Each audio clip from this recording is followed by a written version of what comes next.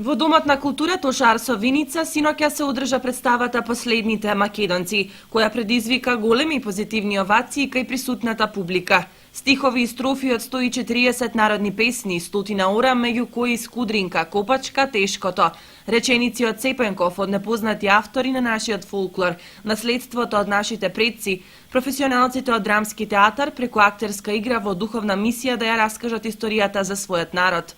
Според актерот Рубен Смуратовски, представата го поврзува минатото и историјата на намачениот македонски народ и сегашноста, овие поколенија да ја увидат борбеноста на хероите кои животот си го дале за нашата слобода.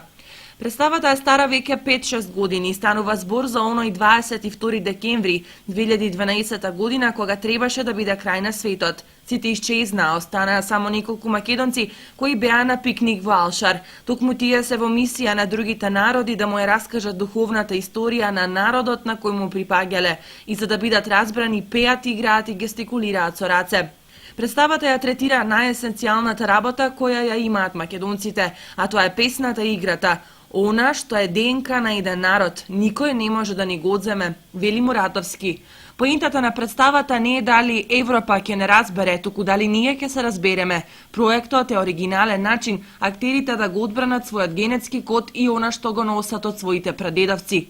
Представата е работена по текст и режија на Саша Миленковски, а улогите на Последните македонци ги играат Лилјана Драгичевик Пројковска, Трајанка Илиева, Сања Арсовска, Рубен Смуратовски, Зоран Љутков и Игор Ангелов.